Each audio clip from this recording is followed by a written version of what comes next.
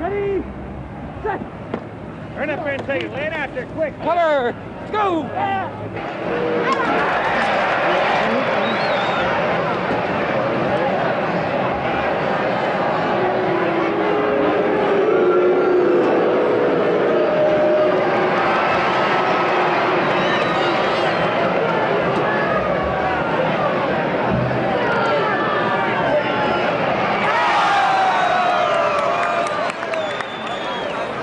...1956. Francis Gary Powers. 27 Jahre alt, bis vor wenigen Monaten Oberleutnant der amerikanischen Luftwaffe, verheiratet, ohne Vorstrafen.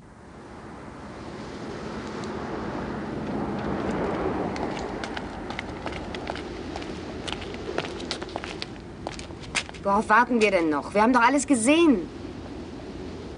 Also ich gehe. Ich verstehe dich nicht. Hier muss doch erst eine Menge reingesteckt werden, ehe hier ein Dollar rauskommt. Der Mann lebt doch auch davon. Aber wie? Warum will er denn verkaufen? Wie ist denn Bob zu seinem Laden gekommen? Da steckt doch die Brauerei dahinter. Ich habe doch keine Sicherheit. Dann müssen wir eben noch warten mit der Tankstelle. Wir brauchen doch keinen Großbetrieb. Es muss ja auch nicht an der Highway sein. Aber Gary, der Laden muss in Ordnung sein. Für unser Geld kriegen wir doch nichts Richtiges. Das haben wir doch jetzt gemerkt. Was soll sein? Da müssen wir eben noch warten.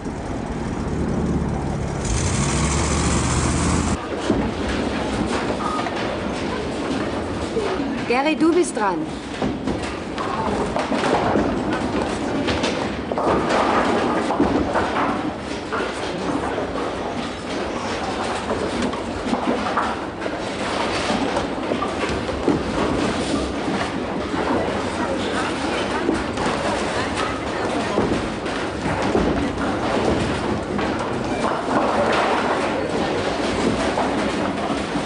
Hallo, Mr. Powers. Entschuldigen Sie, dürfen wir Sie vielleicht einen Augenblick mal zu uns bitten?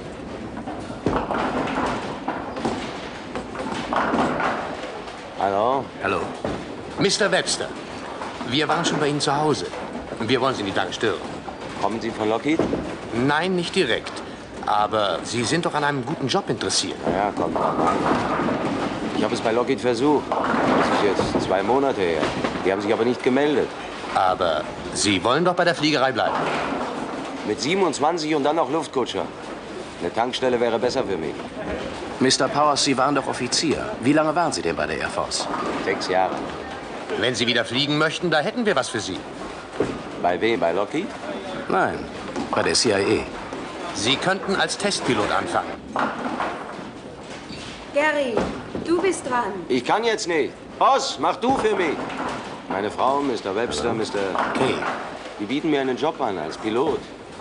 Ich denke, wir wollten eine Tankstelle. Und jetzt willst du wieder fliegen?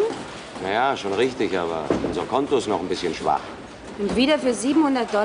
Nein, nein, Mrs. Powers. Mit dem Geld, da werden wir uns schon einigen.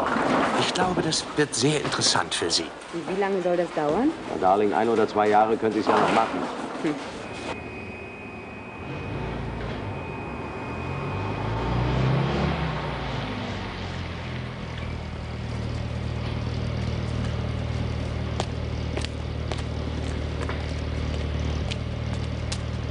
Colonel William Shelton, beauftragt mit einem der wichtigsten Projekte des amerikanischen Geheimdienstes CIA, dem Projekt U-2.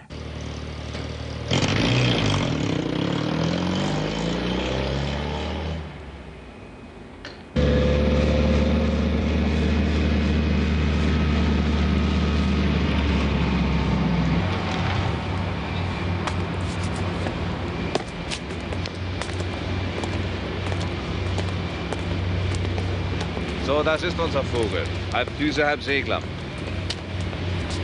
Jede Tagfläche rund 15 Meter lang. Und was macht sie in der Spitze? 800 und ein bisschen. Das ist es nicht, Powers. Hoch geht sie, höher als alle anderen. 33.000.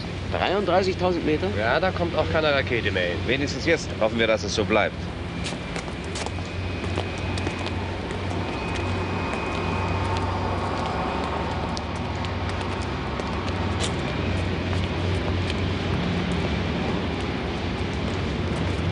Ist das eine Pratt Whitney? J57. 4,5 Tonnen pustet die weg. Da kommt sie doch nie mit dem Sprit hin. Doch, doch. Wenn sie erst mal oben ist, dann braucht sie fast gar nichts mehr.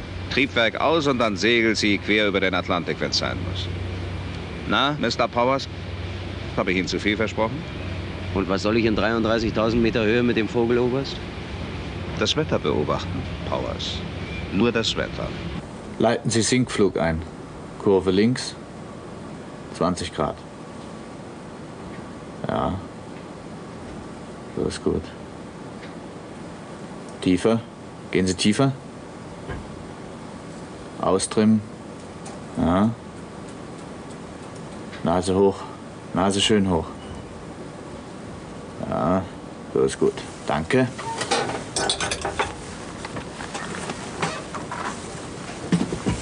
Sie können jetzt rauskommen. Okay, okay.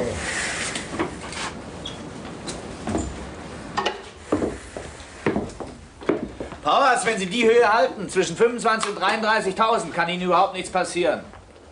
Und was ist mit der Düse bei 30.000? Da wird's doch knapp mit dem Sauerstoff. Ah, da wird's ein bisschen knapp. Schauen Sie doch mal das Ding nach, das rückt ja wie verrückt. Wenn das Triebwerk anfängt zu spucken, sofort runter auf 12.000, zünden und gleich wieder hoch. Und was ist mit Radar? Wenn Sie schön oben bleiben, überhaupt nichts. Jetzt in Ordnung, Gary? Ja, ist in Ordnung. Das Nest ist an der russischen Grenze. Fotografiert aus 30.000 Metern Höhe. Jetzt Achtung, Powers. Das hier ist aus 25.000 Metern. Ein russischer Traktor. Das da ist ein Ausschnitt aus ca. 20.000 Metern. So, und jetzt machen wir mal ein bisschen Werbung.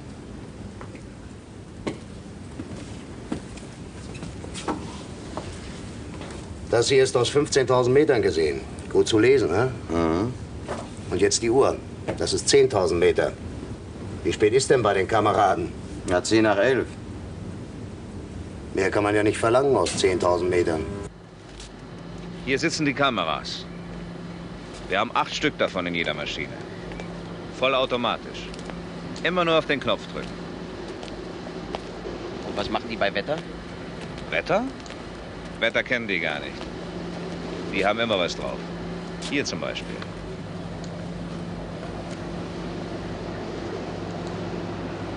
Eine Raketenstellung.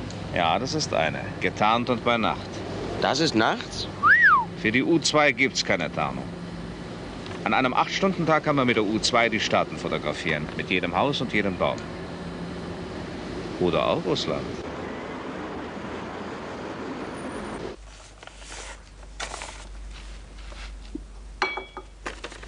Alan Dulles, seit 1953 Chef der CIA des US-Geheimdienstes. Routinemäßig informiert er einen kleinen Kreis von Senatoren über das U-2-Programm.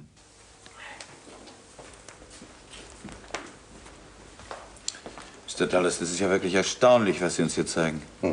Das ist saubere Arbeit, Mr. Dulles. Danke, Senator. Wir waren selbst überrascht über die Qualität der Aufnahmen. Die U-2-Aufnahmen sind gar nicht zu vergleichen mit unserem bisherigen Aufklärungsmaterial. Ja, da haben wir zum ersten Mal gesicherte Fakten. Alles andere war bis jetzt doch mehr oder weniger Spekulation. Aber das Risiko. Es gibt doch kein Volk, das so hysterisch auf Spione reagiert wie gerade die Russen. Und nun schicken Sie Ihre Männer genau in deren Schlafzimmer. Wie wollen Sie denn das verantworten? Das Risiko müssen wir eingehen. Mit der U-2 können wir zum ersten Mal konkretes Nachrichtenmaterial beschaffen. Hier von den Maisernten angefangen bis zu den russischen Raketenprogrammen. Trotzdem, das ist ein Punkt, den man nicht mit einer Handbewegung abtun kann. Flüge über Moskau. Wird das noch nicht sehr ängstlich sein? Die Russen sind ja auf diesem Gebiet auch nicht so fein. Senator, Sie haben natürlich recht, Risiko und Gewinn müssen in einem vertretbaren Verhältnis stehen. Aber ich dramatisiere nicht. Das U-2-Programm ist absolut notwendig für unsere nationale Sicherheit. Ohne bessere Informationen als die, die wir bis jetzt bringen konnten, haben wir nur geringe Chancen zu überleben. Bisher haben wir auch gelebt. Aber bis jetzt konnten wir weder Art noch Ausmaß unserer Bedrohung abschätzen. Die Russen konnten jederzeit einen Überraschungsangriff mit Atomwaffen starten und wir hätten erst gemerkt, dass der Krieg bereits begonnen hat, wenn die ersten A- und H-Bomben über New York explodiert wären. Mit den Aufnahmen der U-2 wissen wir zum ersten Mal, woran wir bei den Russen wirklich sind. Aber Darling, was soll denn daran gefährlich sein? Es ist nicht gefährlich. 2500 ist doch eine Menge. Wenn sie dir 2500 zahlen, dann muss doch was dran sein. Okay, Darling, okay. 2,5 ist eine Menge. Dafür geht's ja auch nur 2 Jahre. Ich habe doch nur für 2 Jahre unterschrieben. Ich sehe ein bisschen nach den Wolken, sonst nichts. Die Jungs haben da eine Maschine gebaut. Die ist nur fürs Wetter. Die sind doch alle ganz verrückt nach dem Wetter. Und wann ziehen wir um? Haben die schon was von einer Wohnung gesagt? Ja, ja, haben sie auch gesagt. Dann sollen die mal sehen, dass wir ein Haus kriegen. Ja. Vielleicht komme ich auch ins Ausland.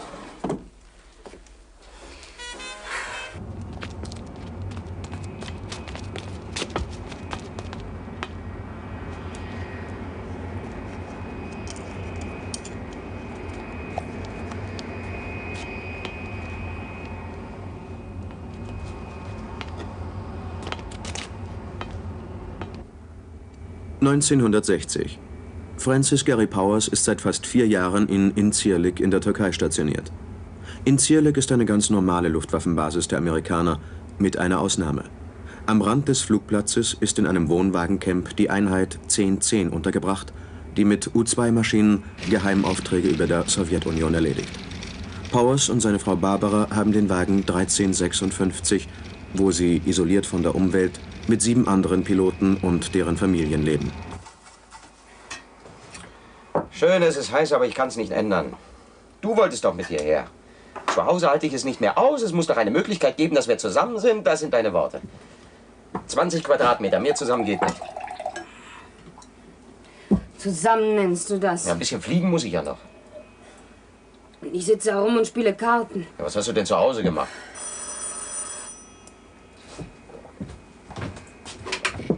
Ja?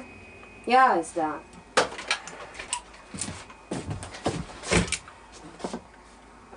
Powers.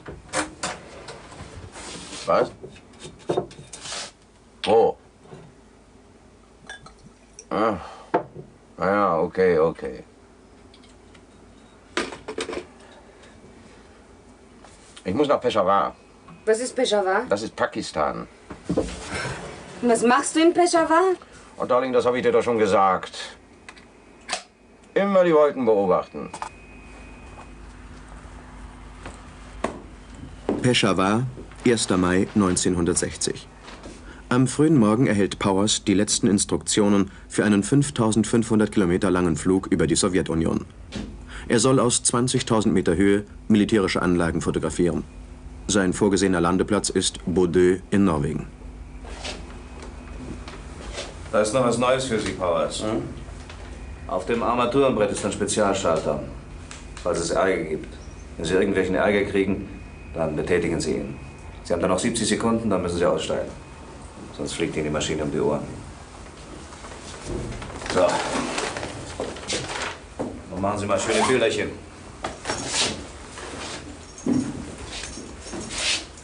Machen Sie sich keine Gedanken wegen des Detonationsschalters.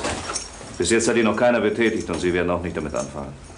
Heute am 1. Mai sind die Russen voll beschäftigt. Sie haben mit den Spruchbändern zu tun. Grüßen Sie den einen Lenin.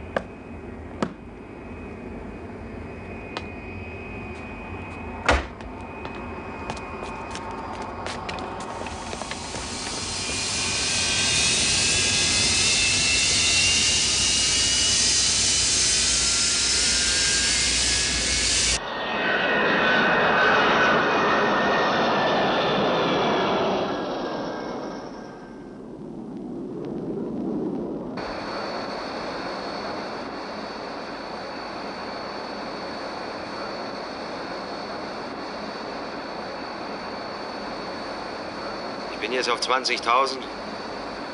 Vorgeschriebene Position erreicht. Sieht alles gut aus. Halte Kurs. Okay, Sir. Melde mich wieder vom Zielort. Während Powers in den sowjetischen Luftraum eindringt, dämmert in Moskau der Morgen. In wenigen Stunden soll die Mai-Parade beginnen, das alljährliche Schauspiel der Selbstdarstellung des kommunistischen Systems. Es ist Sonntag und Moskau bereitet sich auf das große Ereignis vor.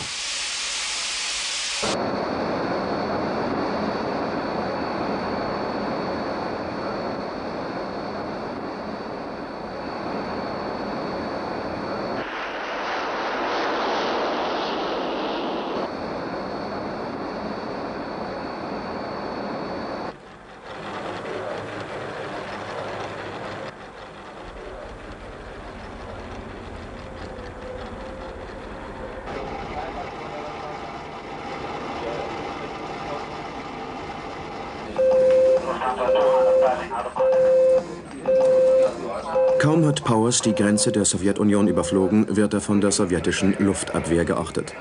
Funksprüche russischer Radarstationen, die von amerikanischen Abhörstellen aufgefangen werden, lassen keinen Zweifel daran. Es ist gegen 9 Uhr Moskauer Zeit. Die U-2 fliegt seit mehr als 3 Stunden über sowjetischem Territorium und befindet sich etwa 40 Kilometer südlich von Sverdlovsk, der großen Industriestadt hinter dem Ural. Powers Flughöhe beträgt, wie vorgeschrieben, 20.000 Meter.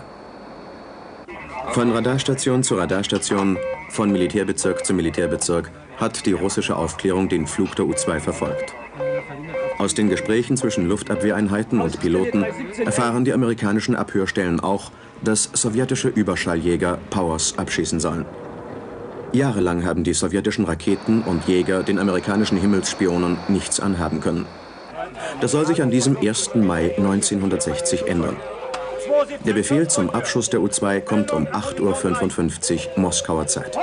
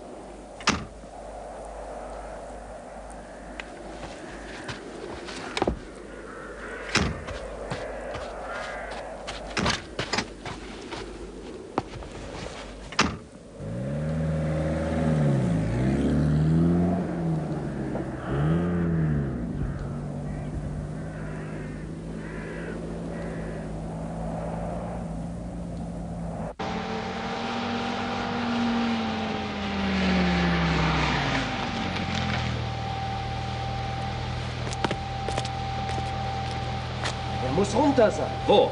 Kurz vor Svetlovs Kartenwärme. Ist er raus? Haben Sie einen Notruf? 314 meldet russische Funksprüche, die sind aber unklar. Geben Sie mir die Zentrale, ich brauche Washington. Den Chef? Ja, den Chef.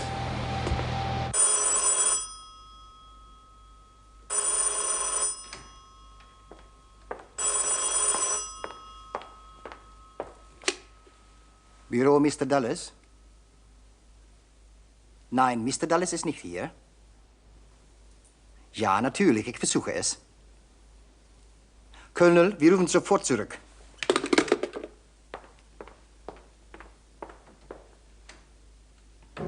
Pünktlich, wie immer um 10 Uhr, beginnt auf dem Roten Platz in Moskau die große Maiparade.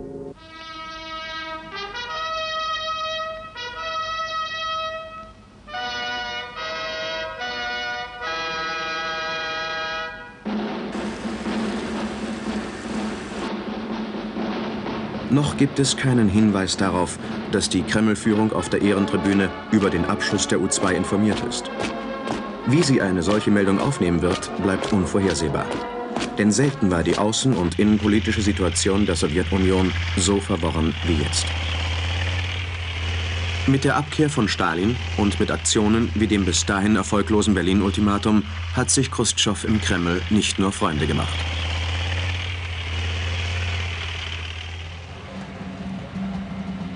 Der sowjetische Partei- und Regierungschef braucht außenpolitische Erfolge.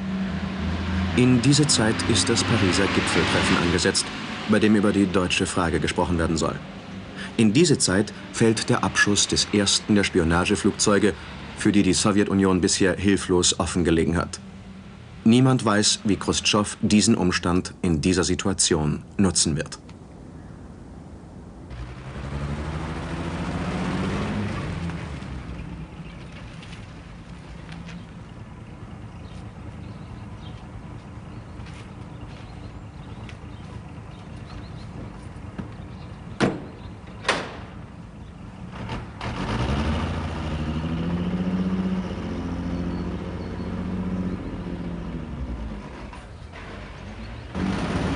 Am Abend des 1. Mai wird Powers, der mit einer Linienmaschine nach Moskau geflogen worden ist, in ein Gefängnis der sowjetischen Hauptstadt eingeliefert. Er hat eine Leibesvisitation und eine gründliche ärztliche Untersuchung hinter sich. Er hat sich bereits entschlossen, den Verhaltensmaßregeln seines Geheimdienstes zu folgen und die wahre Natur seines Auftrags zuzugeben.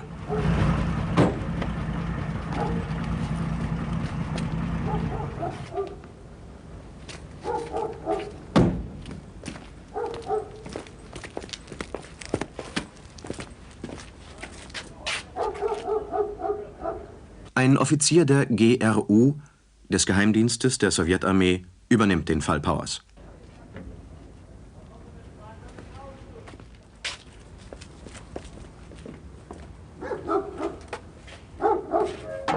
Ja, Sir, ich habe etwas gehört und gefühlt. Es klang wie eine schwache Explosion. Irgendetwas wie Wumm. Nur sehr schwach? Ja, kein scharfer Ton, ganz schwach. Und dann habe ich ein Leuchten gesehen. Der ganze Himmel war plötzlich rot. Alles war plötzlich rot. Orange-rot. Sie waren getroffen. Spürten Sie den Treffer? Nein, Sir. Ach, Sie konnten noch weiterfliegen? Ja. Aber die Maschine war beschädigt. Nein. Ja, ich konnte die Maschine noch halten. Erst etwas später reagierte sie nicht mehr. Ich habe dann an Höhe verloren und musste raus. Sehen Sie sich diese Gegenstände an. Sind das Ihre Sachen? Ja, Sir.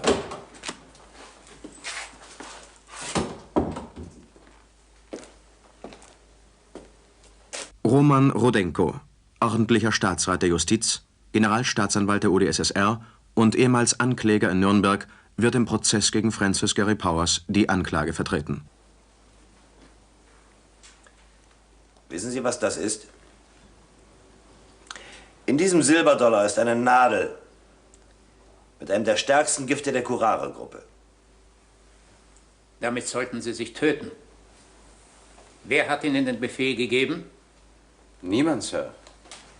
Niemand. Ich habe nicht den Befehl bekommen, mich zu töten. Falls ich... Falls was? Falls man mich hier gefoltert hätte, hätte ich... Dann hätten Sie die Nadel benutzt? Ich weiß nichts, Herr. Nun sind Sie erstaunt, dass Sie nicht gefoltert werden. Sehen Sie, man hat Sie bewusst belogen über die sowjetischen Menschen. Ihr Oberst Shelton hat Sie überhaupt gut ausgerüstet, Mr. Powers. Ich lese Ihnen vor und Sie werden uns das später bestätigen. Sie hatten bei sich außer der Giftnadel eine Pistole mit Schalldämpfer, 200 Patronen, ein finnisches Messer, ein Schlauchboot, Karten, Kompass, eine Säge und Angelgeräte, 7.500 Rubel, 2 goldene Uhren und 7 Goldringe. Goldringe und Uhren. Man ist in Washington so naiv zu glauben, dass ein Bürger der Sowjetunion seine Heimat für Gold verrät? Für amerikanisches Gold. Nein, nicht verraten. Nur, wenn man mir bei der Flucht geholfen hätte, dann sollte ich... Alte Goldmünzen sind auch dabei. Ich stelle also fest, Sie haben im Auftrage der amerikanischen Regierung die Souveränität und die Sicherheit der Sowjetunion verletzt, zum Zwecke der Spionage.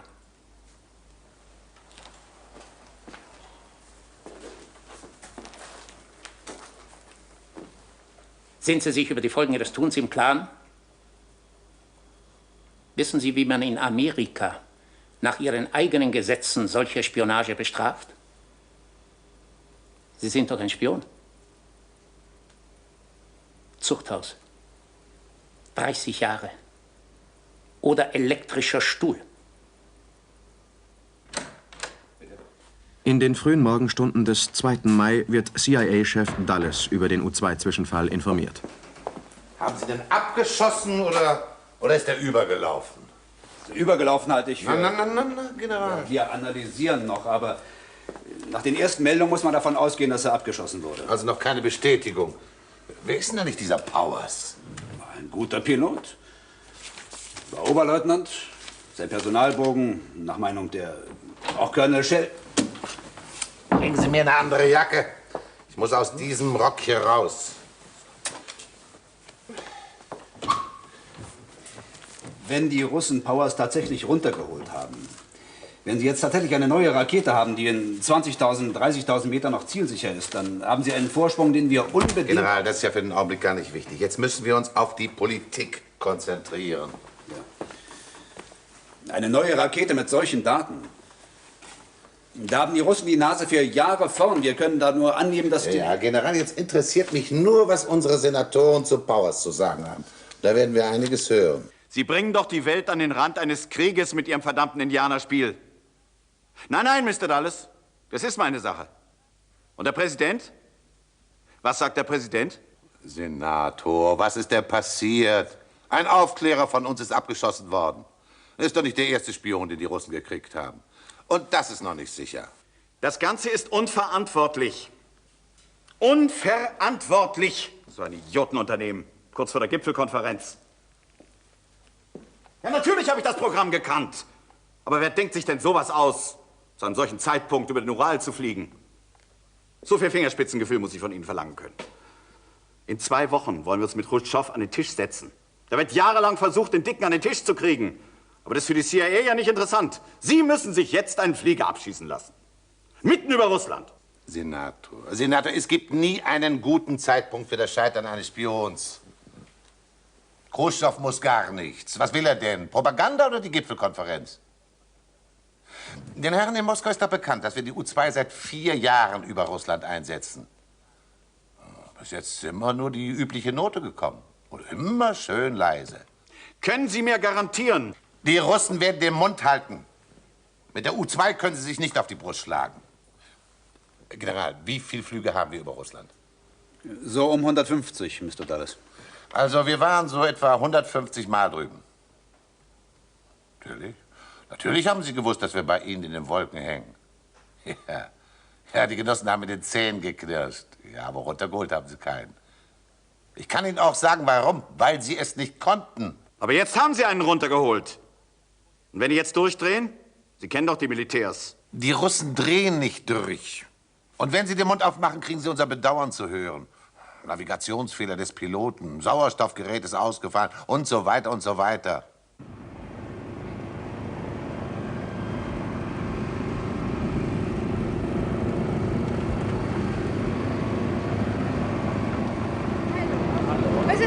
aus. Man schickt mir nur einfach eine Flugkarte, einfach ohne... Am 3. Mai wird Frau Powers in die USA zurückgeflogen.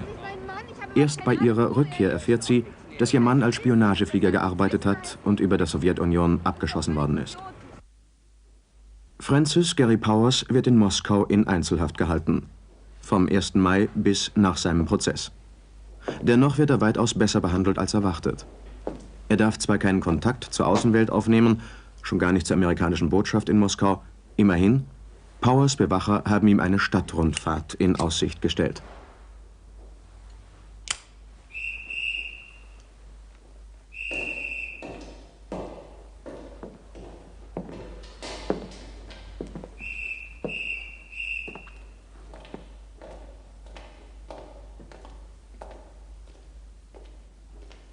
Nikita Sergejewitsch Chruschtschow ist seit 7 Jahren erster Sekretär der KPdSU und seit 2 Jahren Ministerpräsident der Sowjetunion.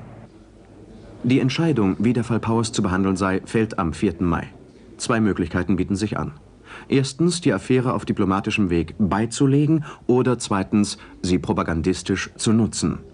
Chruschtschow entschließt sich für den zweiten Weg.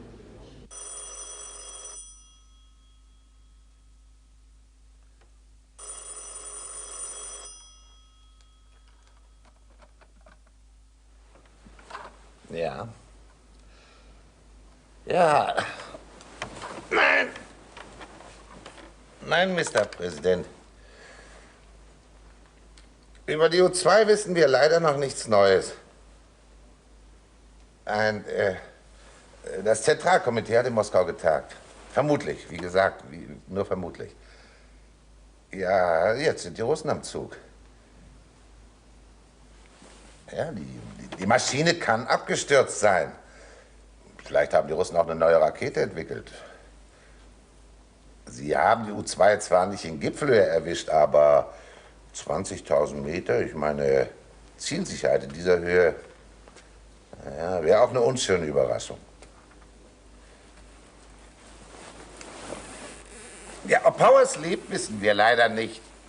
Mr. Präsident, wir können nur warten. Ja, die Routineerklärung ist fertig. Mr. Präsident, ich bleibe bei meiner Meinung, die Genossen werden jetzt vor der Gipfelkonferenz vorsichtig operieren. Ja, und wenn da was kommt, dann bluffen Sie. Das machen Sie doch gerne. Mr. Powers, Sie sagen immer, Sie gehören nicht der Armee an. Das amerikanische Verteidigungsministerium aber hat Ihnen diesen Ausweis ausgestellt. Nein, ich bin nicht Soldat. Die Air Force sollte mich nur bei meinen Einsätzen unterstützen. Ja, das hat sie auch getan. Und die Maschine, die U2, gehört der Air Force. Nein, Sir, der NASA. Der NASA. Wetteraufklärung, eh? Na, mein Lieber. Sie gehört Ihrem Geheimdienst. Ein bisschen wissen wir ja auch. Und Sie sind Agent der CIA. Ich bin Pilot, Sir. Pilot? Mit dem Auftrag, unser Land aus großer Höhe zu fotografieren. Wie nennen Sie das eigentlich? Auf diesen Punkt wollte ich noch einmal kommen. Sie spürten, dass Sie von der Rakete direkt getroffen wurden? Ich weiß nicht, Sir. Ich habe ja schon gesagt, ich weiß nicht. Ich hatte nicht das Gefühl, dass die Maschine einen Treffer bekam. Genosse General, Sie bekommen bestimmt Ihren Orden. Jetzt reiten Sie bitte nicht dauernd auf diesem Treffer herum. Wir haben ihn heruntergeholt mit dem ersten Schuss. Sie hatten ja auch 4 Jahre Zeit zu trainieren. Seit 4 Jahren fliegen die Amerikaner über unserem Kopf herum. Auf diesen einen Treffer wäre ich nicht so besonders stolz. Ich sehe nicht ein, warum Sie unsere Erfolge und Leistungen ständig negieren. Die anderen sollten erst einmal ähnliche Erfolge aufweisen. Mr. Powers, wie viele Flüge haben Sie bisher über der Sowjetunion gemacht? Das war mein erster. Na, das war ja auch gleich der letzte. Und sonst haben Sie also Maschinen vom Air Force Hauptquartier Wiesbaden in die Türkei geflogen? Was haben Sie sich eigentlich dabei gedacht, unsere Hoheitsrechte zu verletzen? Sie mussten doch damit rechnen, abgeschossen zu werden. Man hat mir gesagt, es wäre eine Milchmann-Tour. Milchmann-Tour? Naja, es wäre absolut ungefährlich. In der Höhe könnte mich die Luftabwehr nicht erreichen. Ach so? Wer hat Ihnen das gesagt? Colonel Shelton. Dieser Oberst Shelton muss Sie kennen, Genosse General. Sie haben aber auch, Mr. Powers, auf Ihren früheren Flügen die Souveränität anderer Länder verletzt. Ich habe nur Befehle ausgeführt. Und wer hat noch Befehle ausgeführt? Sagen Sie uns die Namen der anderen Piloten Ihrer Einheit. Das kann ich nicht. Sir, nein, das kann ich nicht. Es sind Piloten wie ich und sie würden ihren Job verlieren. Ihren Job? Den dürfen Sie natürlich nicht verlieren, nicht wahr? Er wird ja gut bezahlt. Um nochmal auf die Powers-Geschichte zu kommen. Wie die behandelt wird, ist doch schon entschieden. Nein, das ist es nicht, Genosse General. Was ist denn schon beschlossen worden? Der Vorfall soll propagandistisch ausgewertet werden. Den Imperialisten in Amerika soll wieder mal die Maske vom Gesicht gerissen werden. Heute Abend bei der Sitzung, da unterstützen Sie mich bitte. Wenn wir mit dem Fall Powers Erfolg haben wollen, müssen wir zunächst einmal die Amerikaner zur Lüge zwingen. Das müssen wir auch Nikita Sergejewitsch klar machen. Spionage allein genügt nicht. Erst wenn sie lügen, dann haben wir sie. Die müssen lügen, lügen und nochmals lügen. Dass Nikita Sergejewitsch ja nicht mit einem Paukenschlag anfängt. Scheibchenweise müssen wir den Powers verkaufen. Solange die Amerikaner nichts wissen, müssen sie lügen. Und dann haut ihnen die Weltpresse Powers um die Ohren. Und das Vauban-Spiel, das die Imperialisten mit uns treiben? Genosse General, auch das bekommen Sie zu hören.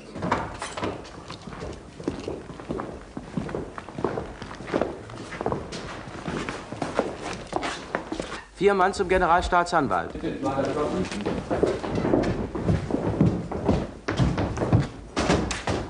Genosse Rathoff, das sind die Genossen, die den amerikanischen Fliegerspion überwältigt haben. Ja, die kenne ich ja. Haben Sie schon was gegessen? Ja. Soll ich Sie erst zum Generalstaatsanwalt bringen? Wenn der Genosse Rudenko Zeit hat.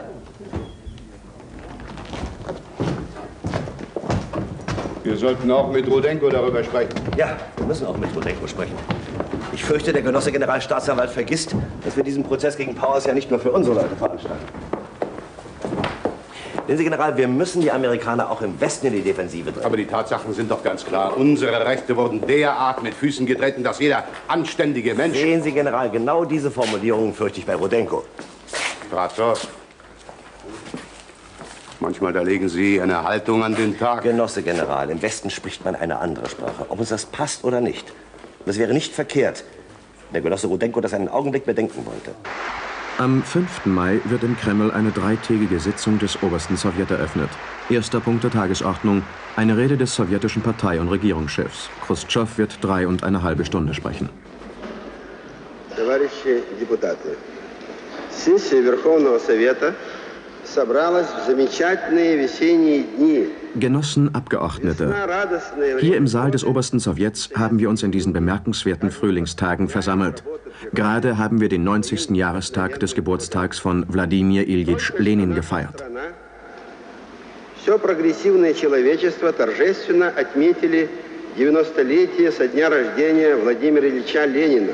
Zunächst beschäftigt sich Chruschtschow mit üblichen innenpolitischen Themen und allgemeinen weltpolitischen Dingen. Erst gegen Ende seiner Rede überraschte das Auditorium mit der Mitteilung, dass ein amerikanisches Spionageflugzeug über der Sowjetunion abgeschossen worden sei. Einzelheiten gibt er nicht preis, vor allem nicht das Schicksal des Piloten. Jene Staaten aber, die den USA Militärbasen einräumen, warnt er, weiter mit dem Feuer zu spähen. Chruschtschow verspricht einen energischen Protest bei den Vereinigten Staaten und den Vereinten Nationen, fügt aber hinzu, er zweifle nicht an Präsident Eisenhowers ehrlichem Wunsch nach Frieden. Die Amerikaner erfahren nichts Neues.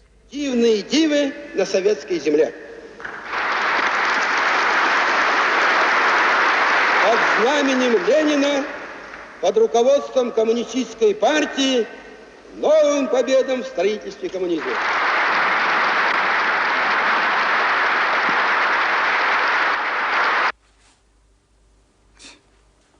Ist ein bisschen dünn, was Chruschtschow über die U2 gesagt hat. Nun wissen wir gar nichts. Haben Sie Powers nun oder haben Sie ihn nicht? Ich glaube nicht, dass er den Abschuss überlebt hat. Und nun, was machen wir weiter? Nun, was machen wir weiter? Ich habe Ihnen doch gesagt, die kochen das Ganze auf kleinem Feuer. Ist denn der Geheimdienst nicht in der Lage, nach Tagen mal festzustellen, was mit seinem Agenten ist? Da haben Sie uns was angerührt, Mr. Dulles. Unsere Erklärung ist schon raus. Was haben Sie denn erklärt? Herr Powers ist ohnmächtig geworden und hat sich verflogen. Die Russen wollen auch eine Entschuldigung. Hoffentlich wollen Sie nur das, Mr. Dulles. Ja, Mr. Powers. Das ist nun die offizielle Erklärung Ihrer Regierung. Da steht, Sie hätten sich mit Ihrer Maschine verflogen. Haben Sie sich verflogen, Powers? Und da steht auch noch, Sie seien nur am Wetter interessiert gewesen. Tja, da sind wir nun ganz ratlos. Wer lügt denn nun? Sie oder die Vereinigten Staaten? Da sind wir nun ganz ratlos. Oder weiß Ihr Präsident Eisenhower vielleicht gar nicht, was Sie für Sachen machen, Mr. Powers? Sie und Ihr Oberst Shelton? Oder weiß er es, der Präsident Eisenhower? Mr. Powers, wir haben... Jetzt nicht! Wir haben die Filme entwickeln lassen, die Sie gemacht haben. Da ist eine Menge drauf. Sie sind ein gefährlicher Mann, Powers. 7. Mai 1960. Für Nikita Chruschtschow ein Tag des Triumphes. Vor dem obersten Sowjet lüftet er das Geheimnis, das er fast eine Woche lang hat hüten lassen. Washington ist in die Falle getappt. Jetzt kann sich Chruschtschow lustig machen über die Geschichte vom verirrten Wetterflieger, der lebt und inzwischen gestanden hat. Chruschtschow kann den USA Lüge und Aggression vorwerfen, kann U-2-Fotos öffentlich vorzeigen und den Amerikanern einen Rat geben. Wenn sie merken, dass der Pilot lebt, werden sie sich etwas anderes einfallen lassen müssen. Und sie werden es tun.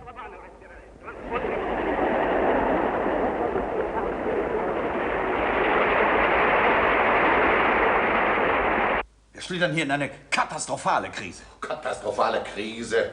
Das Ganze ist ja ein Lehrbeispiel, wie man künstlich Krisen erzeugt. Sie machen es sich zu leicht, Mr. Dulles. Sie leisten sich eine Panne nach der anderen und nun winken Sie ab. Zuerst haben Sie uns erzählt, die Russen halten den Mund. Dann haben Sie uns erzählt, die Russen haben Powers gar nicht, wenn tot. Dann haben Sie den Russen noch geschrieben, es handelt sich um einen verirrten Wetterflieger. Und nun erklärt unser verirrter Wetterflieger der staunenden Welt, ich, Francis Gary Powers, bekenne mich schuldig. Das ist ja Landesverrat, was der Kerl macht. Was erwarten Sie denn? Soll er den Helden spielen? Soll er sich aufhängen lassen? Das werden Sie so oder so mit ihm tun. Also Chruschtschow hat uns eine Falle gebaut. Und wir sind reingelaufen. Und das war Ihr Versagen. Damit hört es aber nicht auf. Chruschtschow hat den Präsidenten in seiner Anklagerede fein ausgeklammert. Wir wissen auch warum. Da gibt es doch nur zwei Möglichkeiten. Entweder der Präsident distanziert sich von den U-2-Flügen. Das bedeutet in den Augen der Welt, Sie als Chef der CIA handeln auf eigene Rechnung bei einem so riskanten Unternehmen. Und das bedeutet gleichzeitig, unser Präsident weiß nicht, was in unserem Land vorgeht.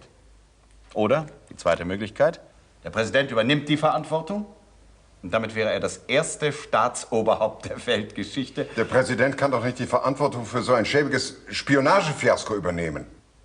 Wie stellt sich denn Eisenhower dazu? Lässt er Sie fallen, Mr. Dulles? Sie bleiben doch bestimmt auf der Strecke. Dwight D. Eisenhower ist als Präsident der Vereinigten Staaten jetzt am Ende seiner zweiten Amtszeit.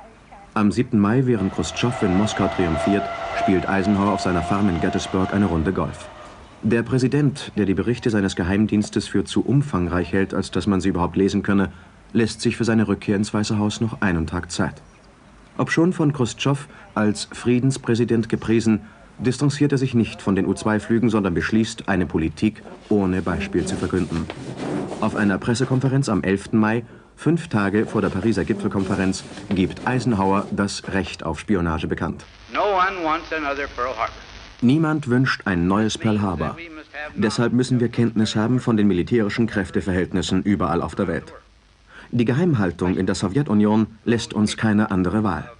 Und das Gewicht, das dem Flug eines unbewaffneten, nicht militärischen Flugzeugs gegeben wird, kann nur bedeuten, dass Sicherheit dort ein Fetisch ist. Non-military plane can only reflect a fetish of secrecy. Our deterrent must never be placed in jeopardy. Unsere Abschreckung darf nicht gefährdet werden. Die Sicherheit der ganzen freien Welt verlangt das. Seit dem Beginn meiner Amtszeit habe ich dafür gesorgt, dass wir Informationen auf jedem möglichen Weg sammeln, um die Vereinigten Staaten und die freie Welt vor Überraschungsangriffen zu schützen und wirksame Verteidigungsmaßnahmen treffen zu können. To protect the United States and the free world against surprise attack and to enable them to make effective preparations for defense. Denn so ist doch die ganze Regierung. Was muss das bloß für ein Vollidiot gewesen sein, der ausgerechnet den Powers nach Russland geschickt hat? Powers. Mr. Powers, kenne ich doch. Der Kerl hat keinen Mumm. Siehst du auf den ersten Blick. Da würde ich doch nicht mal meine Tankstelle da geben. Aber das kann ich dir sagen, du. Ich hätte bei den Roten nicht den Mund aufgemacht und das Land verraten. Hätte sie erschießen sollen. Das wäre anständig gewesen. Aber das Land verraten? Nee.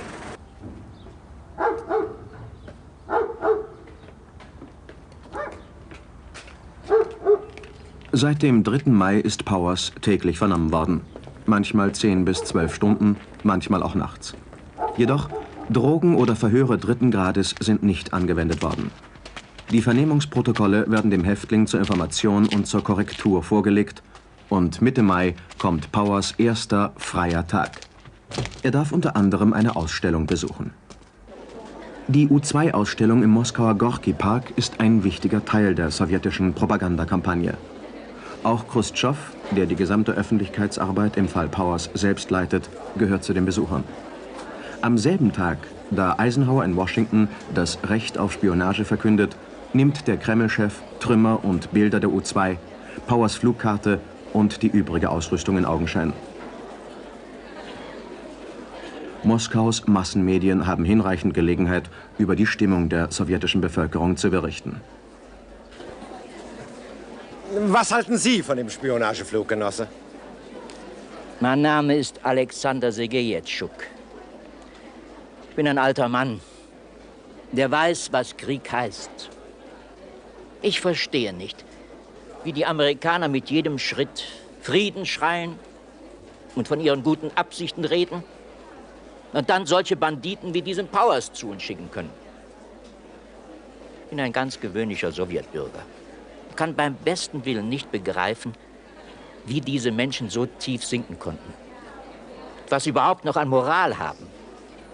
Der Genosse Chruschtschow hat ganz recht. Die Amerikaner haben ihrer Politik den Schleier heruntergerissen und wieder einmal die schrecklichen Klauen des Militarismus gezeigt. Sonnabend, 14. Mai. Einen Tag früher als vorgesehen hält Chruschtschow Einzug zur Gipfelkonferenz in Paris. Kinder, Blumen und verbindliche Dankworte des Kreml-Chefs für den freundlichen Empfang in Orly geben der Hoffnung Auftrieb, das Treffen der großen Vier könne den Dialog zwischen Ost und West vorantreiben. Die Ernüchterung wird nicht lange auf sich warten lassen, wenn auch Harold Macmillan, der britische Premier, hier noch Misstrauen und Feindschaft vom Tisch fegen möchte. Und Präsident Eisenhower, dem die Krönung seiner Laufbahn vorschwebt, wird kaum Gelegenheit haben, in Paris ehrlich und umsichtig für den Völkerfrieden zu arbeiten.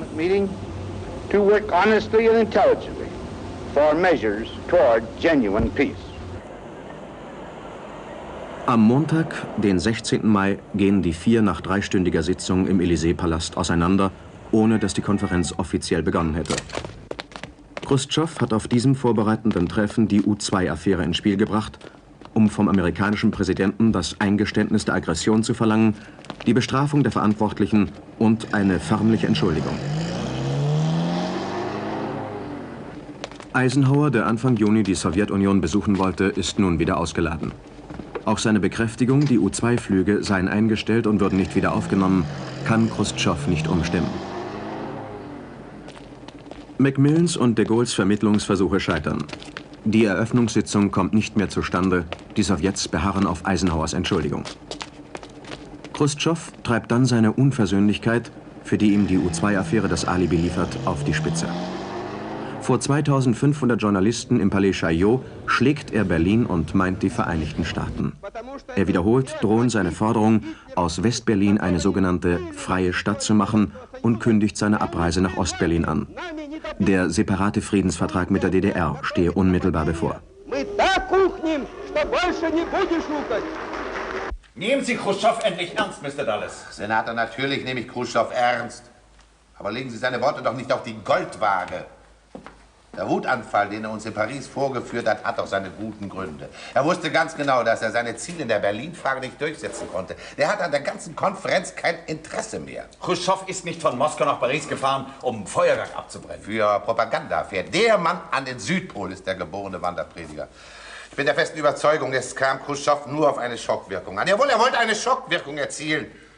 Wenn ihm so viel an der U2 lag, warum hat er denn nicht 6 Monate vorher mit Präsident Eisenhower darüber gesprochen? Warum hat er denn kein Wort über die Flugzeuge verloren, als er hier in Amerika war? Och, er gehört doch nicht zu den Schüchternen. Mr. Dulles, sprechen wir doch weniger von Khrushchev als von Ihnen. Wieso haben Sie nicht die Verantwortung für das Unternehmen übernommen? Im Übrigen bin ich der Meinung, wir hätten ganz den Mund halten sollen. Auch im 20. Jahrhundert sieht das doch alles ganz anders aus. Es war mal gut und richtig, nie ein Spionageunternehmen zuzugeben, vor 300 Jahren. Ja, da hatte man aber auch andere Spione und andere Methoden. Was meinen Sie denn? Wie viele 100 Leute über die U2 Bescheid gewusst haben, einschließlich der Russen? Aber es ist ja wohl ein Unterschied, ob Ihre Leute bei Nacht und Nebel umherlaufen oder ob der Präsident vor aller Welt das Recht auf Aufklärungsflüge verlangt. Bei dem heutigen Stand der Rüstung wäre es für jede Seite von Vorteil, wenn sie ihre Geheimanlagen zur Besichtigung freigäbe. Mit Rundfahrt und warmem Würstchen. Dann nehmen wir doch mal an, es wäre 1955 zu einem Krieg zwischen Russland und Amerika gekommen. Welche Ziele in Russland hätten wir angegriffen? Moskau, Leningrad und Stalingrad. Die Industriezentren hinter dem Ural waren auf keiner Karte. Meinen Sie denn, den Russen wäre damit gedient gewesen? Das ist mir zu zynisch, Mr. Dulles. Ich habe die Wasserstoffbombe nicht erfunden. Und was Ihre Sorgenkinder von der anderen Seite angeht, die Sowjetunion hat es doch in der Spionage zu so beispielloser Vollendung gebracht. Kein anderes Volk hat es je in diesem Ausmaß versucht. Ich bin überzeugt, sollten die Russen eines Tages Astronauten auf den Mond schicken, ist noch ein Mann vom Geheimdienst dabei. Mr. Dulles, ich habe den Eindruck gewonnen, alles in allem war die U2 ein erfolgreiches Unternehmen. Ist das richtig? Ja, Senator, das war es. Ohne Zweifel. Sind Sie sich darüber im Klaren, welches Risiko Sie eingegangen sind? Jeder Staat hat für seine Selbsterhaltung zu sorgen. Das Risiko, das wir mit unseren Aufklärungsflügen eingehen, ist ein kleiner Preis verglichen mit dem, was wir erreichen. Soll das heißen, dass die Flüge weitergehen? Haben Sie immer noch nicht genug von Ihren Abenteuern? Präsident Eisenhower hat neulich öffentlich in Paris erklärt, dass die U2-Flüge eingestellt sind und nicht wieder aufgenommen werden. Ich glaube, das hat auch selbst Khrushchev verstanden. Mit anderen Worten, wir werden auch in Zukunft ohne die U2 leben und überleben müssen. Eine Konferenz, auf der die Probleme bereinigt werden, gibt mehr Sicherheit als 10 U2-Programme. Es war unverantwortlich, Mr. Dulles, dass Sie die Russen Darf ich Sie daran erinnern, was die Untersuchungskommission von Ex-Präsident Hoover 1955 von uns forderte? Hier, bitte. Die Arbeitsgruppe gibt ihrer Besorgnis angesichts des geringen Nachrichtenmaterials aus Ländern hinter dem Eisernen Vorhang Ausdruck und erhebt die Forderung nach angriffslustiger Führung, Kühnheit und Hartnäckigkeit. Ja, das sind die Forderungen, die der Senat an uns stellt. Darf ich wiederholen? Sie wollen eine angriffslustige Führung, Kühnheit und Hartnäckigkeit bei der CIA. Wir haben uns bemüht, dieser Forderung gerecht zu werden.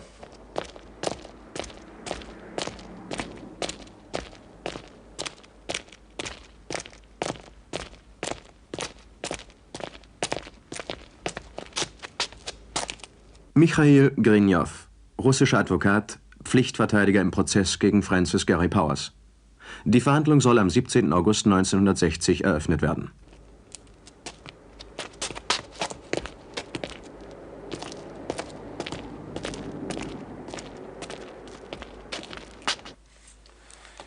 Wo kriegen Sie denn immer die Chesterfield her? Mr. Rudienko hat mir auch Sie schon welche. sollen sich doch wohlfühlen bei uns. Sie sind sozusagen unser lieber Gast. Ich hoffe, das ist Ihnen schon aufgefallen. Hm? Ja, und Sie zeigen sich etwas dankbar. Ihre Aussagen, nämlich Mr. Powers, sind etwas zurückhaltend. Sie könnten im Prozess gesprächiger sein. Das würde auf das Gericht einen sehr, sehr guten Eindruck machen. Ich habe mich schuldig bekannt. Das macht man bei uns in Amerika erst, wenn es gar nicht mehr anders geht. Ja, mein Lieber, von Ihnen wollen wir gar nicht so viel reden im Prozess. Wir werden uns die Militaristenklicke, die CIA, Allen Dulles, Sie verstehen, diese finsteren, aggressiven Kräfte, die Sie hergeschickt haben, das sind unsere Gegner. Ich bin Amerikaner, Mr. Grinjow. Sie erwarten doch nicht von mir, dass ich mich gegen mein eigenes Land stelle. Ihre patriotischen Gefühle in Ehren, mein Lieber, aber wenn Sie erst einmal in Sibirien sitzen, werden Sie mir dankbar sein für jedes Jahr, das ich Ihnen erspart habe. Was ist denn mit Ihrer Familie, bitte? Was machen Ihre Eltern? Mein Vater hat eine kleine Farm. Wie viele Leute beschäftigt er? Niemand, das lohnt sich nicht. Also keine Warenwirtschaft? Wie meinen Sie das? Ich meine, Ihr Vater kann mit seiner Farm keine kapitalistischen Geschäfte machen. Ach, das würde er sehr gerne, aber die Farm reicht ja kaum für ihn. Er repariert noch Schuhe, damit er über die Runden kommt. Wollten Sie ursprünglich auch Farmer werden? Nein, mein Vater hätte es gern gehabt, wenn ich Arzt, aber das hätte er ja nie bezahlen können. Er hat nicht viel Glück gehabt im Leben. Erst der Unfall in der Zeche. Welcher Zeche? Er war früher Kumpel. Mein Vater war in einer Kohlengrube, aber er hatte einen Betriebsunfall, da konnte er nicht mehr. Das spricht doch alles für Sie. Dann gehören Sie ja zur werktätigen Klasse. Und wir wissen doch, wie die arbeitende Klasse in Amerika ausgebeutet und ausgenutzt wird. Haben Sie sich politisch betätigt? Gehörten Sie einer Partei an? Nein, das hat mich nicht interessiert. Also gut. Wir werden Ihre Verteidigung auf 2 Punkten aufbauen. Was haben Sie eigentlich mit dem Geld gemacht, das Sie für Ihre Fliegerei bekommen haben? Gespart. Ich wollte mir ein anständiges Haus kaufen und vielleicht ein Geschäft aufmachen, eine Tankstelle. Also, wir werden 2 Punkte in dem Prozess besonders betonen. Erstens sitzen die eigentlich Schuldigen nicht auf der Anklagebank. Und zweitens, Powers, sind Sie ein Opfer der Lebensverhältnisse im kapitalistischen Amerika mit der dort herrschenden bürgerlichen Moral, mit der Habgier und der Sucht nach dem Geld. Sie haben ja nicht umsonst das Sprichwort: Geld ist ein bodenloses Meer, in dem Wahrheit und Ehre untergehen. Das Sprichwort ist mir neu, Sir. Was meinen Sie, wie viel werde ich bekommen? Wenn Sie im Prozess richtig mitarbeiten, bleibt Ihnen das Schlimmste erspart, aber 20 Jahre sind schon drin.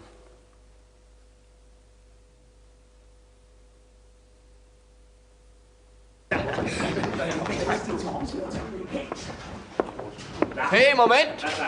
Verzeihung, Genosse Rathoff. Aha. Neu? Ja. Dann mein Glückwunsch, Genosse. Wir sollten heute zum Genossen General, wir mussten jetzt gar nichts machen. Glückwunsch für unseren Mut und unsere Tapferkeit. Hat der General gesagt. Ja, das habt ihr auch verdient. Da wird sich unser Colli aber freuen, weißt? Olga, bitte eine Flasche. Ja. Genosse General. Danke. Wann bekommen Sie denn Ihren Orden für den Powers-Abschuss? Meine Leute haben ihn schon. Jeder, der mitgeholfen hat, diesen amerikanischen Banditen das Handwerk zu legen, der muss auch ausgezeichnet werden. Diese U-2-Spione, die haben uns um Jahre zurückgeworfen. Die haben jeden Panzer, die haben jede Kaserne fotografiert. Na und? Wir haben ja auch was zu zeigen. Da entstehen dann keine Missverständnisse. Danke. Etwas kälter, bitte. Etwas kälter. Ich wollte mit Ihnen über Powers sprechen. Genosse General, ich bitte Sie, machen Sie bei Rudenko Ihren ganzen Einfluss geltend, dass Powers im Prozess fair behandelt wird. Der wird so behandelt, wie er es verdient. Die Amerikaner sind schon dabei, den Prozess zu diskreditieren, bevor er begonnen hat. Sie flüstern hinter vorgehaltener Hand, wir hätten Powers... Was? Wir hätten mit Powers eine Gehirnwäsche vorgenommen. Er sei völlig zusammengebrochen. Naja, die alte Platte. Aber wir dürfen ihn doch nicht noch in die Hand spielen. In die Hand spielen? Spion ist Spion. Die sollen froh sein, wenn wir ihn nicht erschießen, als wir damals, 42 in Kiew, diese 3 deutschen Spione... Das war im Krieg, Genosse General. Frau Powers und ihre Schwiegereltern erhalten ohne Schwierigkeiten Visa für die Sowjetunion. Die Familie reist mit 2 Ärzten, 3 Rechtsanwälten und einem Freund und Nachbarn nach Moskau.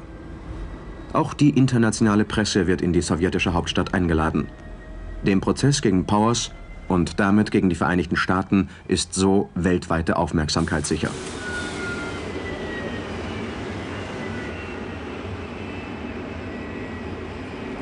Wusste Ihr Mann, was seine Aufgaben waren? Mein Mann war nur Pilot des Flugzeugs, mehr nicht. Welcher politischen Richtung gehörte er an?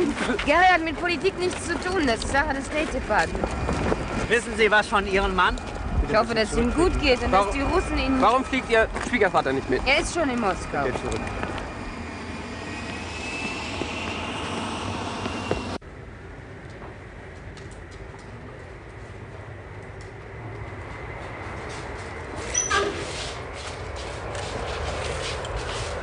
Oliver Powers, zur Zeit der Verhandlung gegen seinen Sohn Francis, 55 Jahre alt.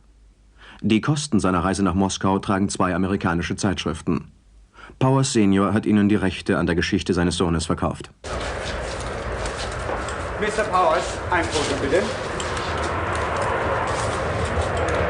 Meine Damen und Herren. Meine Damen und Herren, Mr. Powers hat hier einen Aufruf an Mr. Khrushchev.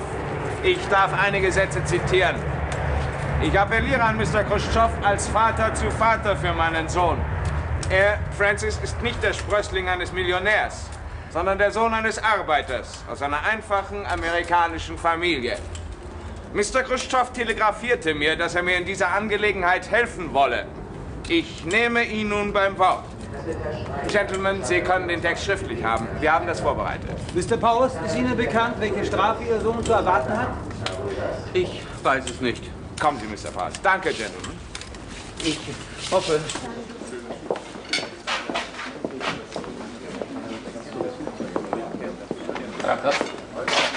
Sie können den Mann nicht verteidigen. Powers ist kein einfacher Spion. Das ist ein sorgfältig gedrängter Verbrecher, bitte. Powers ist ein Pilot und sonst gar nichts. Deswegen haben ihn die Amerikaner doch ausgesucht. Er ist einfach ein Mann, der tut, was man ihm sagt. Besonders, wenn es sich lohnt. Sie wollen Powers als willenloses und blindes Werkzeug hinstellen, als Roboter vielleicht, mit dem die CIA macht, was sie will. Nein, nein, so ist das nicht. Powers ist ein gefährlicher Verbrecher. Er kann sich auf keinen Befehl berufen. Wer hat ihn denn gezwungen? Er hat freiwillig seine Ehre, sein Gewissen und seine ganze Person für Dollars verkauft. Aber das Schlimmste ist, er hat Millionen und Abermillionen unschuldiger Menschen in ungeheure Gefahr gebracht. Und das verteidigen Sie. Ist das noch nicht besser? Die Tabletten helfen doch sonst immer. Doch, doch. Leute wie Powers werfen die Atom- und Wasserstoffbomben. So sehen sie doch aus, die die Erde zur Hölle machen. Keine anderen Interessen als Dollars zu machen. Haben Sie es denn nicht gehört? Ich wollte sparen, ich wollte ein Haus kaufen, ich wollte. Solche Leute werden doch im Westen gepäppelt. Dann wird ein bisschen Gehirn mit antisozialistischen Sprüchen vergiftet und schon sind sie zu allem bereit. Wer hatte Nagasaki und Hiroshima auf dem Gewissen? Das waren doch Leute wie Powers, auch Leute wie Powers. Genosse, darf ich denn mal erfahren, wann Powers all diese Millionen in Lebensgefahr gebracht hat? Ratov, Sie werden doch nicht bestreiten, dass unter den gegenwärtigen Verhältnissen der Einflug auch nur einer einzigen feindlichen Maschine in unseren Luftraum katastrophale Folgen haben kann. Aber das ist doch unrealistisch. Langsam, Ratdorf, langsam. Schon im letzten Krieg. Wenn die Aufklärer kamen, waren die Bomberstaffeln auch schon unterwegs. Genosse General, Powers und der letzte Krieg, das kann man doch wohl nicht in einem Atemzug nennen. Ja, wenn Sie ein Wahnsinniger wie Hitler... Ja, aber natürlich kann man das.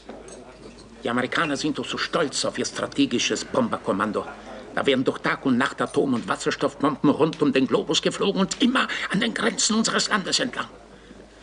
Unser Volk hat doch nicht die ungeheuren Opfer an Tränen und Blut gebracht, nur um... Nein, wir wollen doch nicht wegen eines Powers in Rauch und Trümmer versinken. Was wäre die Folge gewesen, wenn wir den Flug von Powers als Überfall gedeutet hätten? Ein Druck auf den Knopf für den Gegenschlag. Aber Sie wissen doch auch, dass es nicht so ist. Nicht wahr? Wir wollen doch unserem Freund hier nicht die Verantwortung für die ganze Welt aufbürden. Hat er gerade genug mit seiner einen Rakete zu tun. Am 17. August 1960 beginnt im Haus der Gewerkschaften in Moskau vor 1500 Zuschauern und 250 Journalisten der Prozess gegen Francis Gary Powers. Der Angeklagte, der sich vor dem Militärsenat des obersten Gerichts der Sowjetunion zu verantworten hat, wird an diesem Tag 31 Jahre alt.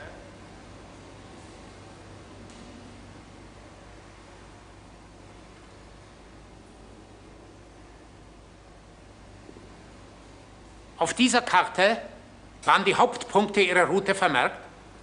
Alle Punkte der Route waren auf der Karte. Nennen Sie diese Punkte. Auf der Karte gibt es einen Punkt östlich vom Aralsee, einen Punkt nordwestlich von Tscheljabinsk, einen Punkt bei Kirov und einen hinter dieser Stadt. Dann kommen noch Punkte nicht weit von Archangelsk, in der Nähe der Insel Solo, in der Nähe von Kongoma, bei Kandalakscha und südlich und nördlich von Murmansk.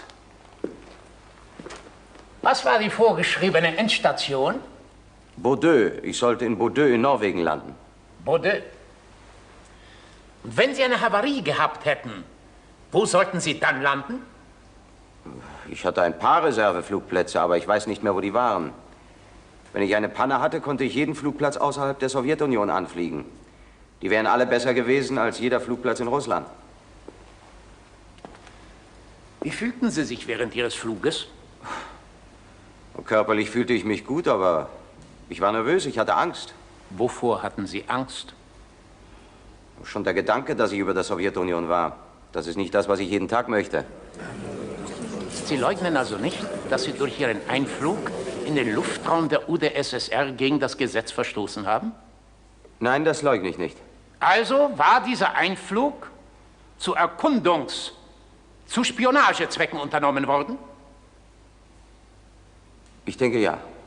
Sie haben hier und bei der Voruntersuchung erklärt, dass Sie an vorgeschriebenen Punkten Hebel betätigten? Ich habe das getan, was vorgeschrieben war. Haben Sie sich die Apparate in Ihrem Flugzeug angesehen? Vor Ihrem Abflug? Nein, ich habe die Apparate nie untersucht. Sie hätten also ebenso gut einen Hebel betätigen können, der eine Atombombe abwirft? Das hätte passieren können. Aber die U-2 ist nicht der Flugzeugtyp. Damit kann man keine Bomben transportieren.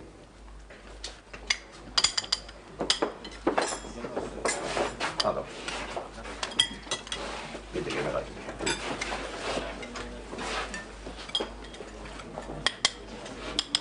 Auch etwas Lachs, Genosse General? Ja, etwas.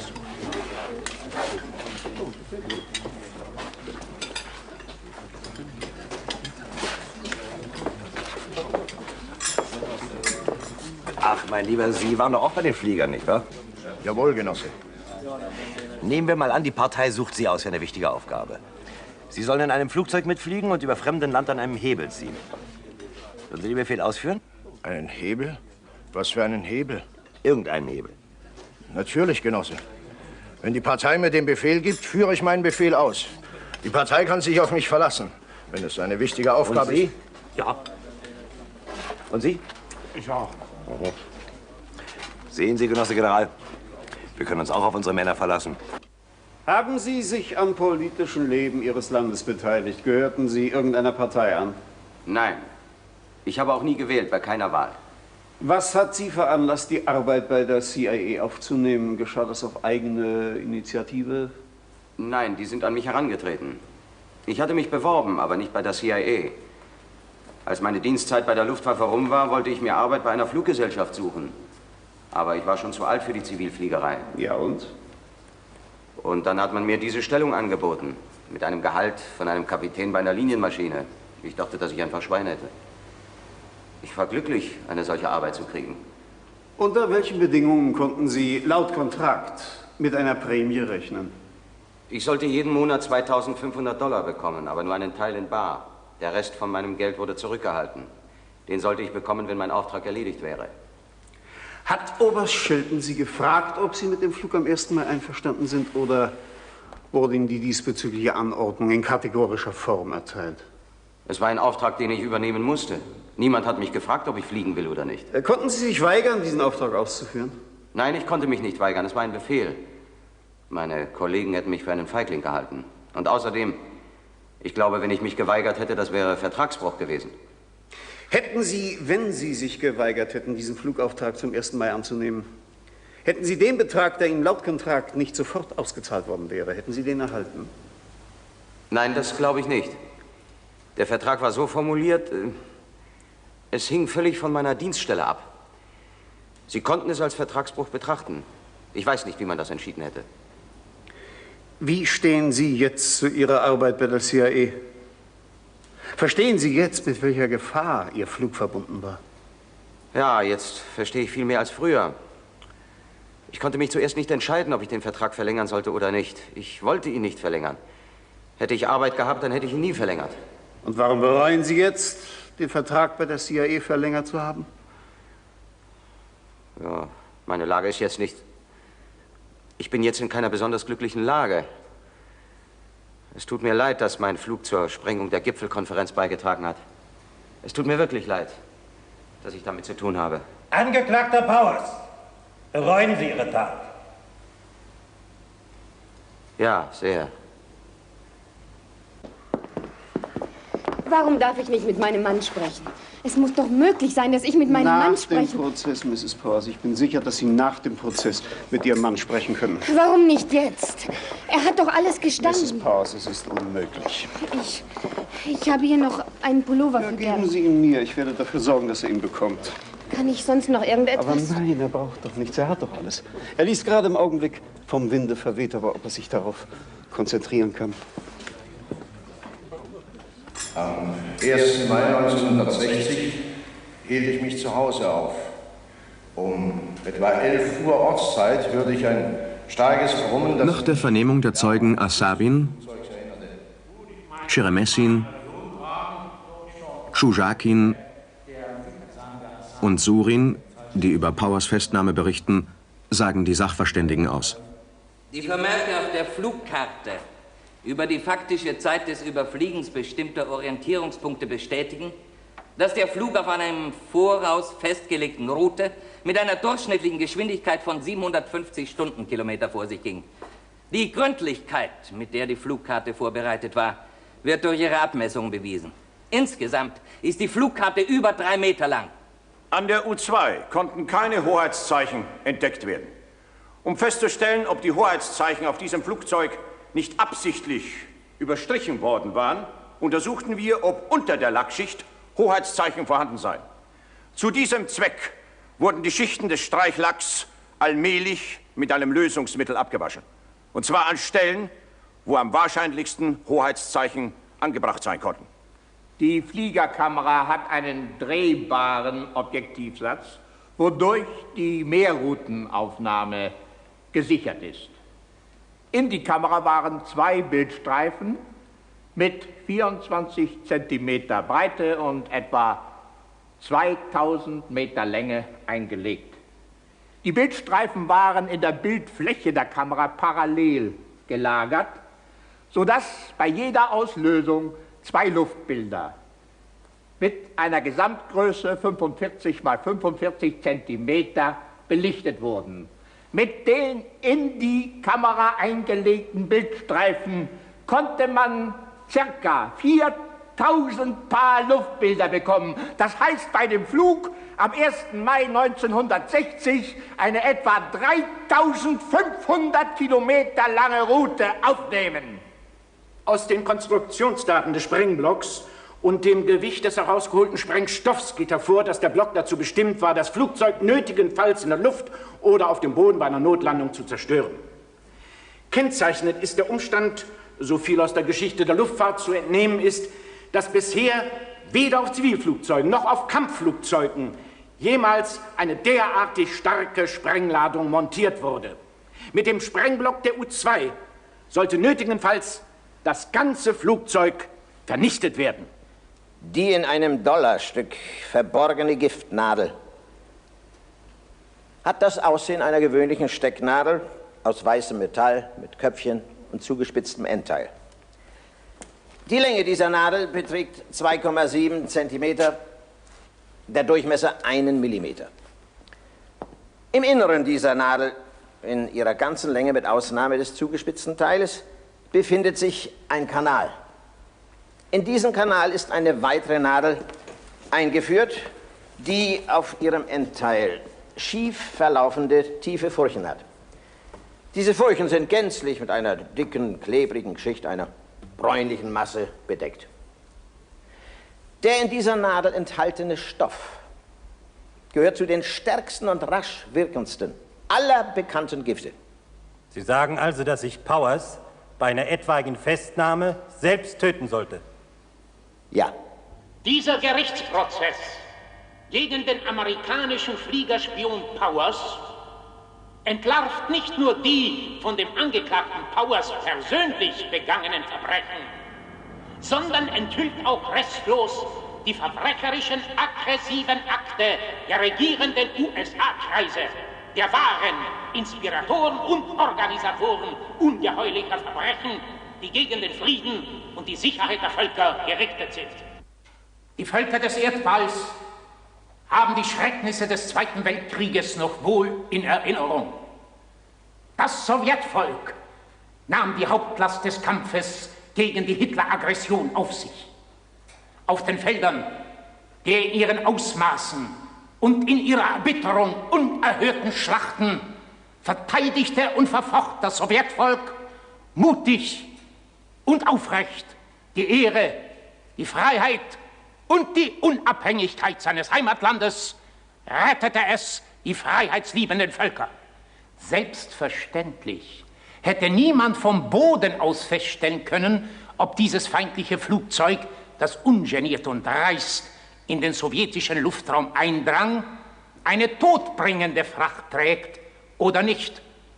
Es ist mithin ganz offensichtlich, dass unter den gegenwärtigen Umständen die von den USA am 1. Mai 1960 durchgeführte aggressive Handlung zu den Verbrechen gehört, die die Sicherheit der ganzen Menschheit gefährden. Genossen Richter, die Teilnehmer der Festnahme des amerikanischen Spions sind vom Gericht verhört worden und die Aussagen dieser Zeugen haben Sie noch frisch in Erinnerung. Die sowjetischen Menschen, die ihrem Heimatland grenzenlos ergeben sind und auch diesmal, wie immer, die ihnen eigene Wachsamkeit an den Tag gelegt haben, stellten den mit einem Fallschirm abgesprungenen amerikanischen Spionageflieger Powers und nahmen ihm die eigens für heimtückische Morde konstruierte Schalldämpferpistole ab. Der amerikanische Geheimdienst, der Francis Gary Powers für Dollars gekauft und zum Komplizen seiner schmutzigen Verbrechen gemacht hatte, sah also von vornherein die Möglichkeit des Scheiterns seines Agenten vor und suggerierte ihm, um der Entlarvung zu entgehen, den Gedanken ein, dass ein Selbstmord unvermeidlich sei, falls er auf sowjetischem Territorium landen sollte. Das ist sie, die tierische, kannibalische Moral von Mr. Dallas & Company, die ein Menschenleben, wenn es um den Dollar, diesen gelben Teufel geht, nichts gilt. Möge Ihr Urteil eine strenge Warnung an alle jene sein, die eine aggressive Politik verfolgen, verbrecherisch die allgemein geltenden Normen des Völkerrechts und die Souveränität von Staaten mit Füßen treten. Ich bitte das Gericht, den Angeklagten Powers zu 15 Jahren Freiheitsentzug zu verurteilen.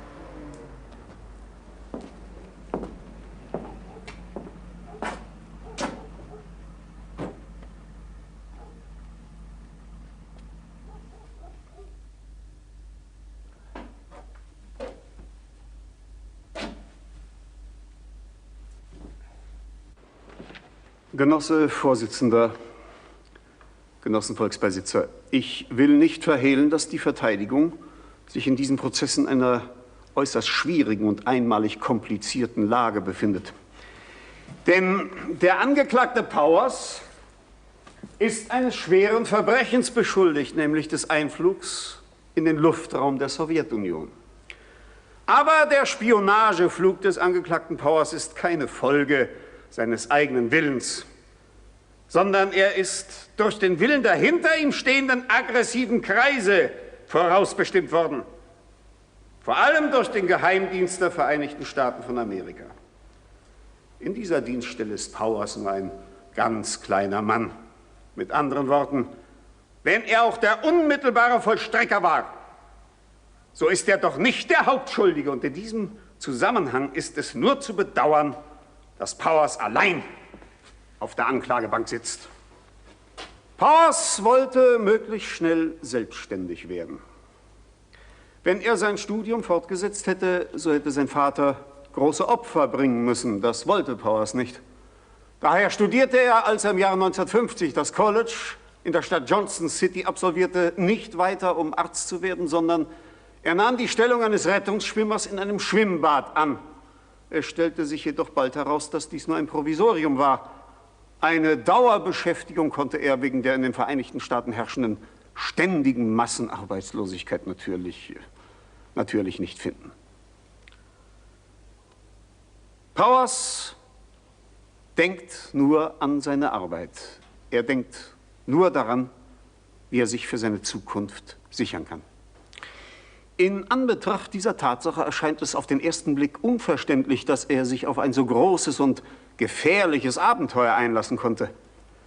Die Antwort darauf geben die Lebensverhältnisse im kapitalistischen Amerika mit ihrer ständigen Massenarbeitslosigkeit und der dort herrschenden bürgerlichen Arbeitsmoral, deren Wesenszug krasser Individualismus und Habgier ist. Denn die dortige bürgerliche Arbeitsmoral hält es für durchaus zulässig, dass um des Dollar willen Ehre, Redlichkeit und Wahrhaftigkeit preisgegeben werden.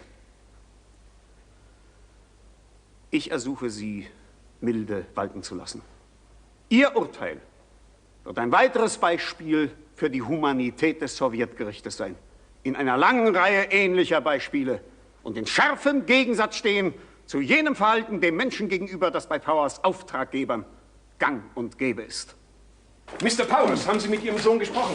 Haben unsere Behörden seine Aussagen erpresst, wie das die heuchlerische westliche Presse behauptet? Nein, das ist mein Sohn, wie er wirklich ist. Jedes Wort ist von ihm. Was sagen Sie zu der Tat Ihres Sohnes?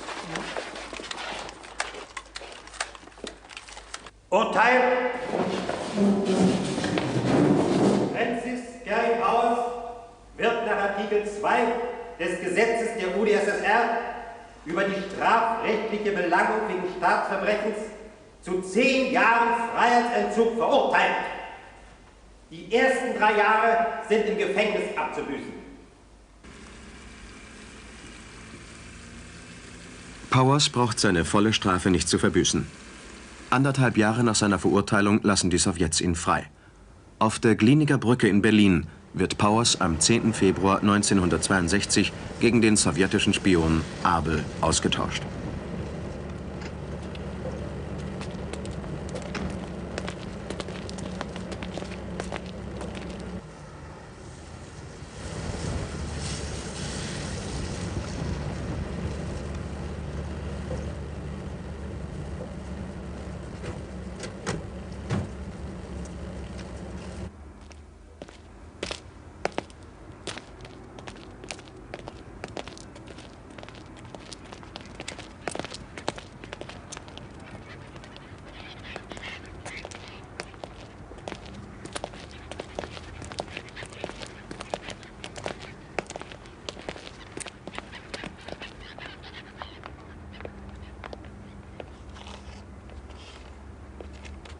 Danke. Alles in Ordnung? In Ordnung. Ja. Dann sind wir soweit.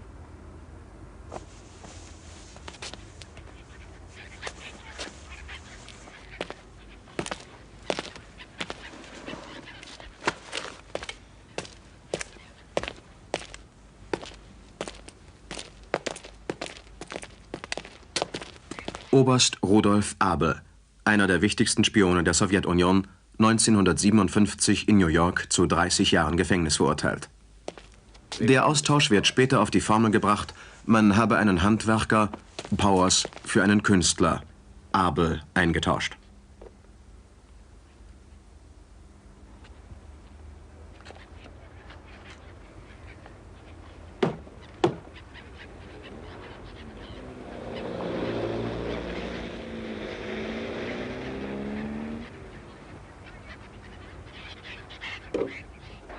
Nach seiner Rückkehr in die USA hat sich Powers vor Senatskommissionen rechtfertigen müssen. Für sein Verhalten in der Sowjetunion ist ihm Anerkennung ausgedrückt worden, sein Gehalt hat er vertragsgemäß erhalten. Die Funktion der U-2-Flugzeuge wird nun weitgehend von Satelliten wahrgenommen.